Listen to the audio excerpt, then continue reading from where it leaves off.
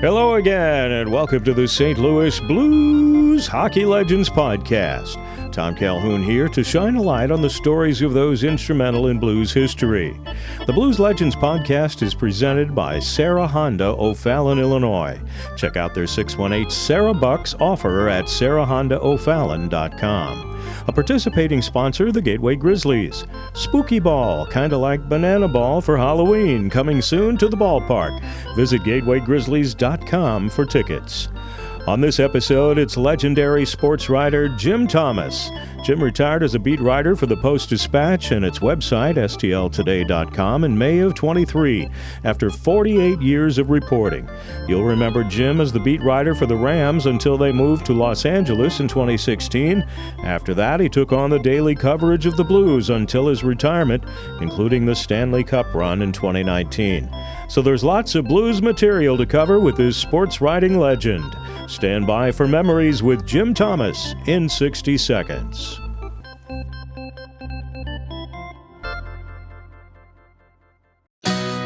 When it's time to find your next car, what's changed in your life?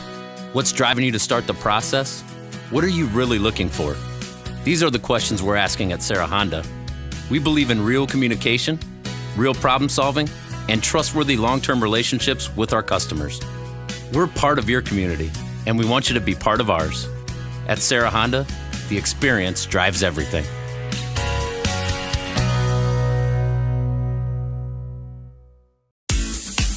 You've got a lot going on in life, and you depend on your car to get you to places you need to be.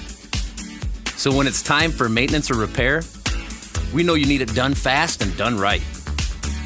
Convenience and quality customer service with team members you can trust. That's what you're looking for. We'll get you safely back on the road and back to your busy life. At Sarah Honda, the experience drives everything. JT, welcome aboard. Tom, it's great to be here. I in all honesty, though, I want to say the only hockey legend on here is Tom Calhoun. So it's great to be on your podcast. You know, I'm a big fan. I appreciate that, Jim, and I would argue with you on that, but we'll do that some other time. How's that? Sounds good. I like to get to know the person a little bit better on these podcasts. A lot of people know the public person on my Legends podcast, but I think they enjoy a lot getting to know that person from their early life and on. You're a St. Louis boy, born and bred, right? Yes, sir. I grew up in South St. Louis, about 3 blocks from Roosevelt High School. Mm-hmm. And I went to Southwest High School. They had like an accelerated learning program, which was Roosevelt's arch rival. Southwest no longer exists. I mean, there's a high school there, but I don't know what it has a different name. Every other year in football, we'd have a brawl with Roosevelt, Southwest and Roosevelt. Could you imagine if that happened now? Seriously, twice in my 4 years, it would be, I don't know if it'd be national news, but it certainly would be local news in this internet day. But yeah, grew up on the South Side, was on the 7.5-year plan to get my college degree, but by golly, I finally got it and then went right into sports writing. 48 years at the Post-Dispatch. That's the reason I've been married, Tom, 42 years, because I was gone half the time traveling. And so my wife, she could put up with me a little better. I know how that works. I've been gone a lot in the evenings myself, so it tends to smooth things out a little bit. But so you went to George Washington U in D.C. for a while, and like you said, the 7.5-year plan brought you back to St. Louis, where you graduated from UMSL. Am I correct? Yes, yeah. I was at GW at a great time. It was right during the Watergate period, some of the last of the Vietnam protest demonstrations. It was a great time to be up there. Unfortunately, I had to keep a B average to keep my scholarship, and I did very well my first year. Second year, I think I goofed around a little too much. So I was back in St. Louis, dropped out of school for a couple of years, but then finished up at UMSL. And what a great public education at UMSL. I was so happy to go there, so proud to go there. Really good education. And like I said, finally, I graduated right around, what was it, December of 1979, or was it 1980? I can't remember exactly. And Tom, within 3 months of after I retired, I was hired on a probationary basis uh, at the Post-Dispatch as a sports writer. Before that, I had been a clerk, they call them copy boys back then in the old newspaper parlance. And they had at the time, the Post had a St. Charles bureau. It came out 5 days a week. It was a wraparound section, like 8 pages. If you got the Post Dispatch and lived in St. Charles County, you got that. And I was a stringer, meaning I would cover a game for like $25, a high school game. And my goodness, there were only like 6 high schools out there. Now there's like 600.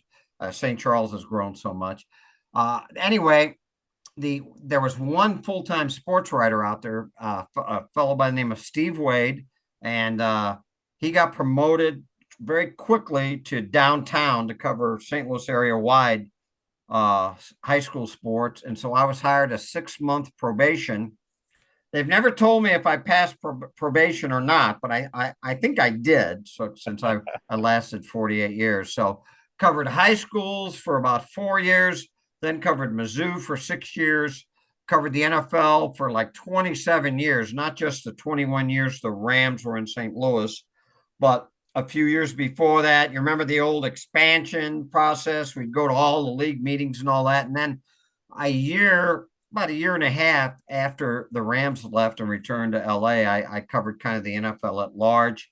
And then our good friend Jeremy Rutherford got hired by the Athletic. They needed a blues writer. They weren't going to hire from outside the organization. And I was just setting up. I'd go to, maybe every other week I'd go cover an NFL game like close by, like, Chicago or Indy or Nashville or a lot in Kansas City. And I got a tap on the shoulder from our sports editor, Roger Hensley, and said, how would you like to cover hockey? And so that's how I became a hockey writer. Yeah, that's a pretty good summary of the Jim Thomas career there. I was going to get on a few of those points along the way, but man, I don't need to anymore. That was a doggone good summary right there. But I heard also, or I read somewhere, that you didn't even want to write sports initially. You wanting to be a political writer, right? Well, sure. And I was up in Washington, D.C., like I said, height of the Watergate, Vietnam era, and like many people that wanted to get into journalism at the time, the Woodward and Bernstein saga, the All the President's Men, they were like my idols back then. So I had a double major at the time when I was up there in political science and journalism. And my brief time there, I was the news editor of the campus paper, the paper was called The Hatchet because, George Washington chopped down the cherry tree. I don't know if that's a good name, because when you don't like a story, you say, man, that was a hatchet job you wrote about me. But anyway, that was the name of the newspaper. But yeah, I kind of stumbled into sports writing. Now, I always loved sports. I played football, basketball, and baseball at Southwest High School. On the football team, I was probably the slowest running back in the public high league. Basketball, Tommy, I was a seventh man, but we only had a 6-man rotation. He never used the bench. I once did an interview with a lady by the name of Lisa Ellis from Ellsbury High School. She went on to play at Mizzou. She was that big of a star, even though Ellsbury, a tiny school up there, kind of northeast of St. Charles County. I remember interviewing her, and I told her, yeah, I played some high school basketball. And I think she thought I was saying I averaged 23 points when I told her, no, that was my point total for my entire varsity career. She laughed. She couldn't help it because she averaged 34 points a game. I had 23 points a career. So there you go. Well, none of us who cover sports, and I include myself, usually are big time athletes. So well, I definitely wasn't a big time athlete. We're kind of in that fraternity together. So before we move on to the Blues stuff a little bit, give us your postmortem on the Rams' move to LA. How long do you think the Kroenke and Demoff conspiracy was going on before they left town? Well, I'm uh, we're going to talk later about the Blues book. I'm right at, as we speak now, Tom. I'm working on another book on Mike Martz, kind of the Mike Martz's life story. The Right. ex Rams head coach and Rams offensive coordinator during Super Bowl 34. And I was just interviewing him the other day. We meet about once a week, and I interview him. He thinks it was as early as 2003, 2004 that there were plotting, I guess you would call it, on moving to LA, which was kind of astounding to me. Now, Kroenke didn't take over, Tom, till like 2010 as majority owner. Remember, he was minority owner all those years at Georgia Frontier. As soon as he took over, 2010, then it was kind of always in the back of my mind that this might happen, knowing Kroenke. But when I covered the team, when things were starting to really heat up and it became obvious they were thinking about moving, one of the biggest maybe mistakes I made, maybe it's just naivety, I really thought I had read those, you may remember those relocation guidelines. I'd read them backwards and forwards a million times, and reading it, being logical, it's like there's no way that the Rams could qualify under these relocation guidelines to move the team. And when I first realized that it's all BS, they're not following these guidelines, they had a kind of a relocation meeting at Stiefel Center, and the league, what was his name? Grubman or Grubman? Eric, was it Eric Grubman? Eric Grubman, yeah. Yeah, there you go. Thank you for helping the Rams beat writer to remember what happened. Afterwards, after the formal presentation, he basically said, the relocate, it's not really a hard and fast guideline. We just kind of, I don't know, just kind of in general look. Then oh my God, the fix is in. I can remember when the league meetings to vote on whether to move the team or not were in Houston in January of 2016. I remember my wife dropped me off at the airport, and I said to her, when I come back, St. Louis isn't going to have a football team. I mean, I knew going in, the fix was in. There was a glimmer of hope, Tom, at those meetings, because originally they voted down the move. And remember, it was the move of both, I believe it was both Oakland and St. Louis. And but Jerry Jones, the Dallas Cowboys owner, he entered the room and changed everybody's mind, and that was that. Yeah, right. Well, it's hard to believe they've been gone 9 years already. To Los Angeles, but seems like not that long ago. But let's move along and talk a little bit about the Blues. But before we do that, I also read somewhere that when you were covering Mizzou, you had a little run-in with Stormin' Norman Stewart at one point. That I read some things that are kind of amazing to me. You want to recap that a little bit? Well, I get a little sick feeling to my stomach whenever I'm asked, but it happened, and I was there. I was involved in writing about some potential recruiting violations, and they ended up Mizzou ended up going on probation there. And I remember one time I showed up early for a practice in Columbia, and we just had our first kid, Tim, and my wife didn't work. I said, hey, let's go up to Columbia for this media day. I don't have to write, so we can go up there. I'll do my interviewing. I don't have to write that day. We'll get some lunch and then we'll drive back. And she said, fine. We happened to be pulling into the parking lot at the old Hearns Arena, and Norm was just coming out. He was going to lunch. We were a couple hours early. I was just going to talk to like maybe some people in the sports information department or what have you. And he looked at my kid and said, oh, what a cute fellow. What's his name? Blah, blah, blah. Everything was very cordial. I'm sitting in the gym. I'm the only media there. I'm sitting underneath the basket, just waiting for practice to start. And then we're going to have the media session. And Norm comes down and says, you hurt my family by what you wrote.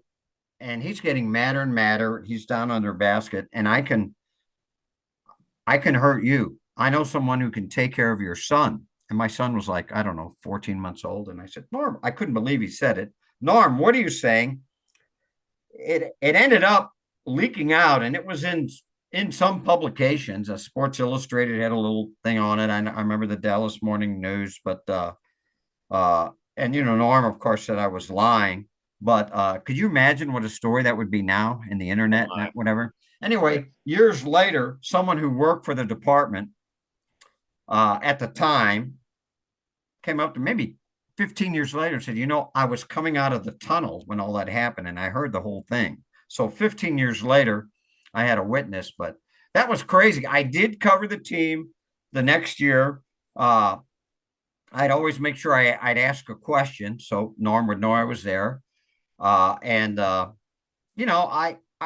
If you just say, hey, I don't know, maybe you thought you heard what I said, or, just some kind of, it would only have to have been like a lukewarm apology. I would have been fine. But one thing that still bothers me is he never really apologized for it. They went on probation. Norm ended up getting sick the very next year. He was out and then came back. And that's my Norm Stewart story.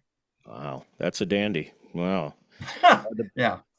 Hard to believe somebody can get that wound up about a sports writer, but people do. Saddle up, folks. The TK Pro Rodeo is coming to Arsenal BG Ballpark, home of the Gateway Grizzlies, this October 3rd and 4th. We kick things off on October 3rd with the World Bull Tour Championship, where 30 of the top bull riders will compete for the ultimate prize. And then October 4th, we'll have a full-scale rodeo featuring world-class athletes from the U.S., Canada, Australia, and Brazil. They'll go head-to-head in all 8 official rodeo events, including steer wrestling, barrel racing, and bull riding. There's fun for the entire family, from face painting, inflatables, balloon animals, and more. Head over to gatewaygrizzlies.com to grab your tickets today. You don't want to miss this. So let's move on to your blues history. And you really were kind of apprehensive about getting into writing about the blues at first, right? Yes, because when you're covering a major beat in the city, in a major city at a major, metropolitan newspaper, people expect you to be the expert. They expect you to know everything, not to be wrong. And, people would always say, well, what do you do in the off season? Well, in the off season in football, you have free agency. You have the Super Bowl. We'd always go to the Super Bowl, which was a week. And okay, it's fun Super Bowl, but you're working the whole time. We'd go to the combine. That was a week. I'd go to pro days, go to the owners' meetings, a lot of draft stuff. Then you'd have the mini camps and what they call the OTAs. So except for a couple months, like June and July, it was year round, and you were working almost every day. In hockey, it's the same deal. You know how it is, Tom. It's a long season. You have the draft, you have free agency, you have the development camp. And anyway, I was so into football, I didn't know much about hockey. Now, growing up, it was impossible to grow up in St. Louis and not become smitten by hockey. And I mentioned in the blues book, the early years, how we used to play street hockey. Everybody played street hockey back then in South St. Louis, if you couldn't skate, and going to the games and going with some buddies and seeing Gary Unger come out of where the players went at the old arena, or later known as the Checker Dome. And again, I weave in some of those personal experiences covering the team in the book, including one time we met. Unger comes out. It must have been either fall or maybe spring, where the weather was mild. And it's typical. It's like you couldn't have drawn up the prototype of Unger.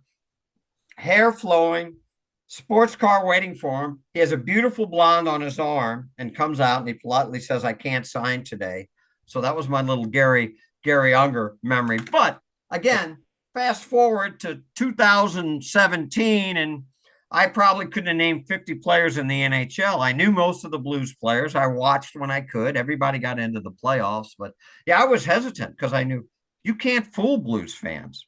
Blues fans are they may be crazy. And I always said, Tom, we do these readers chats once a week. I did it with the Rams, and I did it with the Blues. I quickly found out I thought Rams fans were crazy.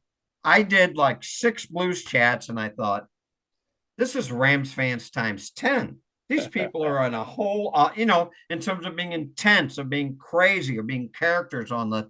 So anyway, you can't fool the fans, but I did it. I have a son named Roger who I knew he was a hockey fan, but when I decided to take over the beat, he was ecstatic. I didn't realize what a fanatic he was. He helped me out a lot. Not only know the Blues insider out, he knew the league very well. And early on in that first year, which was 17-18, Mike Yo, I didn't start traveling with the team. That I did home games, but they wanted to kind of work me in because it was such an abrupt change. And until like the very end of October. I mean, I went to the first game as like a sidebar guy writing an extra story with Tom Timmerman, but they opened at Pittsburgh that year. But otherwise, I would sit at home, watch the games with my son, and he would help break things down for me. So that first year, though, I'm just glad they didn't go to the Stanley Cup that first year, the second year, because that first year, I mean, my head was spinning. The players were nice, though. And they kind of, after a while, when you get to kind of realize, hey, this guy, and I tell them, and some had knew that I'd covered football, but they're very good. The Rams PR, all the people around the team, you would always come by and say hello in the press box. They're very good to me. But yeah, it took a year before I figured out which end of the puck was up, and what's offside and everything. I had to get a refresher's course. Yeah. Well, you had some good people to help you out along the way. That's great. So the Stanley Cup run, as I mentioned, was part of your experience with the Blues. What are your favorite memories from that? There were so many magical things that went on during that time. Chief and the worst in January to the Cup, and Bennington coming out of nowhere, and Layla Anderson, and the Gloria theme song, and I mean, it goes on and on. If you wrote a book about it or a movie script, nobody would believe it, right? They wouldn't believe it. And first, I can remember Yo treated me very well, but I remember the first press conference when Berube took over, and that was pretty early, right? That was before Thanksgiving. It was mid-November after a loss, 2-0 shutout loss to the LA Kings. I remember the next day, the first Berube press conference, and Berube wasn't very competitive, communicative. He didn't seem very interested in doing the press conference, and I'm kind of laughing to myself like, wow, this isn't going to be fun. Well, Craig Berube is like the ultimate acquired taste, and once you're around him and start working with him, what a delightful man. He didn't always maybe agree. Sometimes there'd be blowback, but he was very blunt. He was very honest and very underrated sense of humor. So it was great covering him. But that first press conference sticks out in my mind. Obviously, the Gloria moment, and again, I mentioned it in the Blues book. It's right at the start of the winning streak. It's like early February. They rally in the third period to win at Florida, and I go down to the locker room, and I used to go to the discos and the dance clubs as a young kid, many years, and I hear Gloria, which was kind of right at the end of the disco era, and then they kind of called it dance music. And I'm at Vince Dunn's locker room. I said, Vince, you just have this big win on the road and you're playing disco music? And Vince said, yeah, we're kind of old souls in here. And I wrote about it. And that's how, if I can pat myself, that's how Gloria was discovered. Because many of those games, I was the only St. Louis, independent, I say non-radio TV guy there. Yeah. And I was the only one there, and I wrote about it the next day. And then Chris Pinkert, who does a great job with the Blues social media and everything, he kind of really caught on to it and really helped popularize it. But that's how we discovered Gloria. The other really big memory, other than when we get into the playoffs, which is a whole nother thing, is it's later on in this run. They have a very close victory over Nashville at home. And I'm talking to Jordan Bennington. And you know how Bennington was back then. He was, I don't know what's the right word for it. Not cranky, but he would have fun with us. He wouldn't say a whole lot sometimes, but I'm asking him this long question about boy, that was a tight game. You've had these tight games. Don't you get nervous in those games? And he looks at me, and you remember this. Do I look nervous? I Yeah. said, Oh well, boy, no, that's not really. And he says, there's his answer. Well, that went viral. And right then I realized I'd become the straight man to Jordan Bennington. For you old folks, I was like the Dean Martin to Jerry Lewis there. And we had so many great moments with Bennington. It was just hilarious. But then you go in the playoffs. I'd only been to a couple playoff games early on back. I remember when I believe Liut was the goalie, and what was it, 80, 81, and they played the Rangers. They had a very good team. I remember going to that game, but to cover, never had covered a playoff game live, and to walk into a whiteout in Winnipeg, and they were just jeering Bennington and how loud it was, and just the whole playoff experience. It was just unbelievable. I've been in many, many loud football stadiums, Tom. The playoff game against Minnesota in 1999. It was the first home playoff game in St. Louis NFL history. The Cardinals St. Louis football had never played a home playoff game. That was so loud. I remember the Monday night game in 2000. Tagliabue's in the house, and it was Mike Martz's first game as head coach in 2000. They're the reigning Super Bowl champions playing Denver, which had won the previous two. That place was loud. But to hear Winnipeg and then to come to the Enterprise Center and hear how loud it was unbelievable, just unbelievable. And then, obviously the maroon goal in double overtime, game 7 of the Stanley Cup. And then I'll shut up. This is one of my biggest memories. It was so crowded there. The injured players and the players that are healthy scratches, normally they have a suite. That at the home games on the road where they sit. Right. Well, they had maxed out TD Garden, the new Boston Garden. And so the Blues players were they were right on press row. And so sitting right next to me with a soft cast on his wrist. Remember, Robert Thomas finished up he didn't play the last few because he had that wrist. Yeah. He's sitting right next to me. I didn't want to bother him. I didn't want to look. Plus, we're writing a running game story. As soon as the game's over, we have to send the first edition. But anyway, when Braden Shen scores that goal to make it 3-1, was it about midway through the period, I think? Mm-hmm. I turned and looked, and you could see Thomas and all the players, just to look in their eyes. They're like, we're going to win this thing. We're going to win this thing.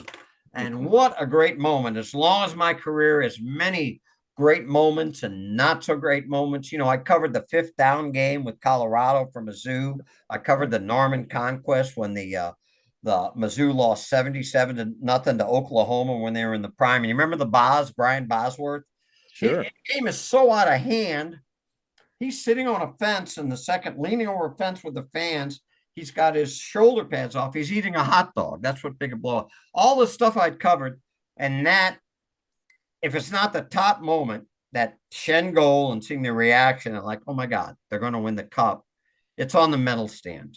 And people ask me, what was it? The Rams winning the Super Bowl, going from the worst team in the 90s to winning a Super Bowl, worst to first, or the Blues, which is the greatest? And it's very close. And for my football friends, they'll maybe take a little offense. I just give a slight edge to the Blues one because of what was it, 50 years in the making? Yeah. And also, the Blues weren't the losingest team in the decade, but they were in last place in January.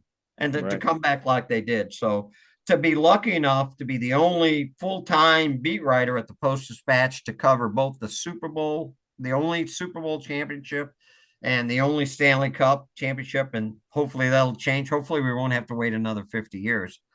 I've had a blessed life. What a run. Yeah, that's I can say the same thing for myself, but I wasn't involved with both sports like you. I did, when I worked at KMOX, cover the football Cardinals back in the day, and there's a few stories associated with that, but that's for another time. Tell us about the You Jim. might have a few Jim Hannafin stories. Is that what you're telling us? Actually, I've got a Bubba Baker story where he almost got into it with Jack Buck one time, but There you go. I'll tell that story some other time. So, tell us about your book coming out. Well, I really about a month before I announced my retirement, I got a call from Triumph Books, a regional publishing firm out of Chicago, and about doing a history of the blues book. And they have a series, it's called The Franchise.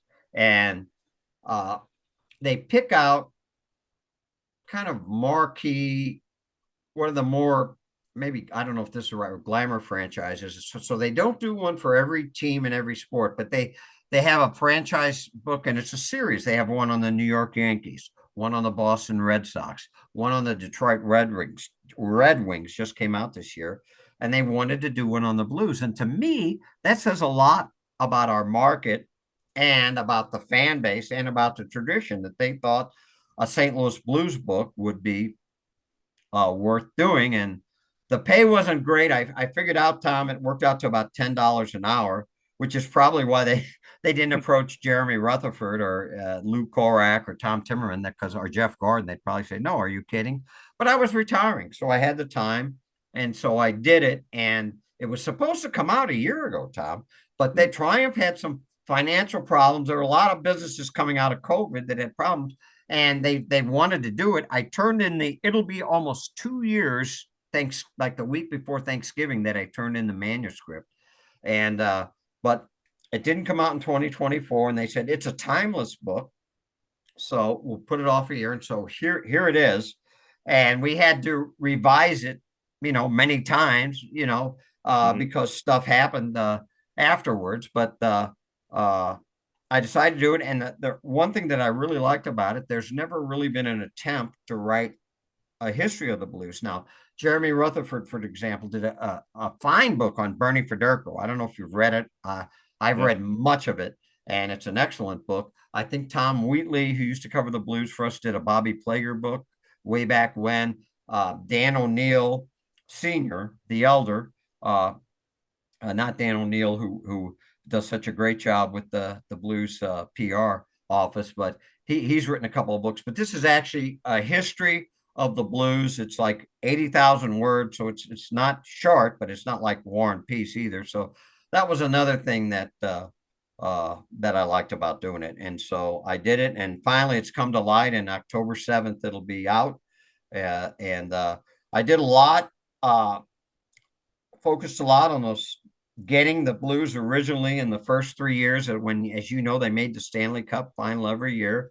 Right. Obviously a lot, maybe 3-4 chapters on the Stanley Cup team, a chapter on the great off season when they get O'Reilly and Perron and Pat Maroon and the backup goalie. Now he escapes me. That one didn't quite work out that they got there. But you're not talking about the Stanley Cup years, the Stanley Cup run and the playoffs and the aftermath of it. And I also, some of the most fun chapters were I did like 3 or 4 early chapters on the history of hockey before the Blues were here, and did a lot of research, just scoured the Post-Dispatch archives, not just Post-Dispatch articles, but way back when there was a newspaper called the St. Louis Star-Times, and way back. And I was unaware at the time that we had a team called the Eagles, the St. Louis Eagles, the old Ottawa Senators, believe it or not.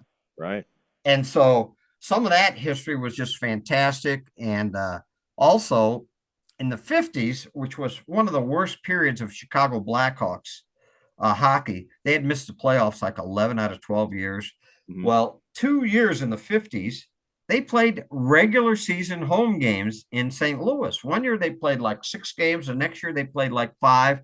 And at least the first year, the Blues drew pretty much what Chicago was drawing for their games in Chicago. Remember, the Blackhawks owners owned the arena at that time.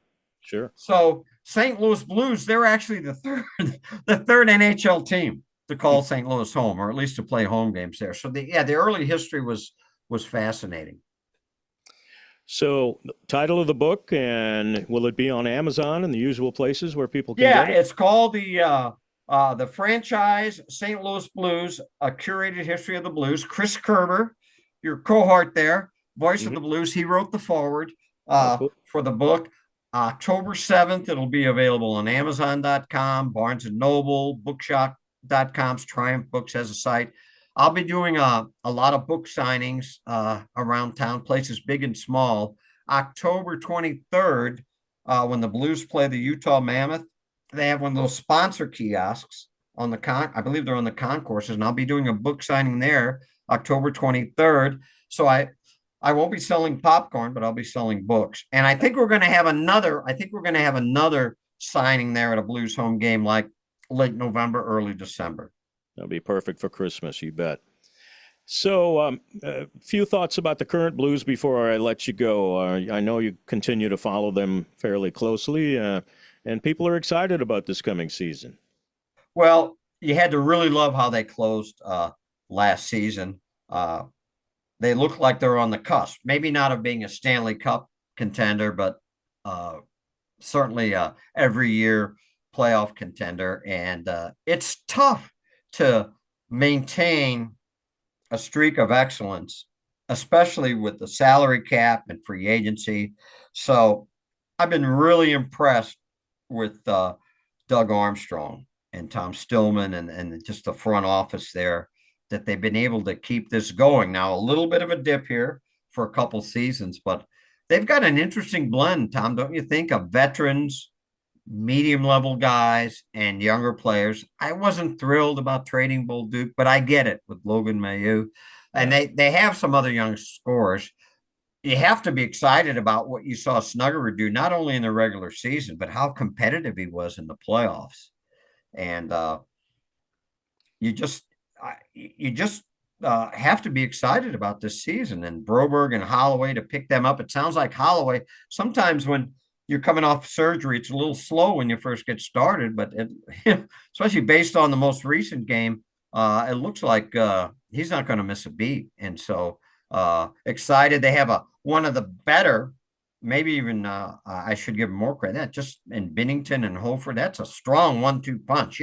Hofer was a highly decorated. He had a better like college and Team Canada resume in the juniors and everything than even Binnington did. So that's a hell of a 1-2 backup. No, I'm excited. I think fans have every right to be excited about the season. JT, thanks so much for your time on this. I appreciate it. I know our fans are going to be thrilled to hear from you again and see you on our YouTube channel. And we'll see you at the Enterprise Center for those book signings coming up. That sounds good. If they let me in to your little domain, I'll try to say hi. Tom, always appreciate it. Always appreciate the way you dealt with me. You always made me feel at home. Appreciate that, Jim. Take care of yourself. We'll see you soon. You take care. Thanks for being with me for another episode of the St. Louis Blues Hockey Legends Podcast. We'll have another legend coming up soon, so stay tuned to our social media for news on who that legend might be. Visit PAGuyTom.com or BluesHockeyLegends.com and sign up for our Legends email notifications. The Legends Podcast is also available on the Scoops Sports Network at scoopswithdannymac.com. Video of the podcast is published the Monday after the Friday release of the audio. As always, please like and share on Facebook, X, and Instagram, and please subscribe to our YouTube channel. It all keeps the Legends Podcast alive and well. Tom Calhoun here saying thanks for being a fan, and let's go Blues!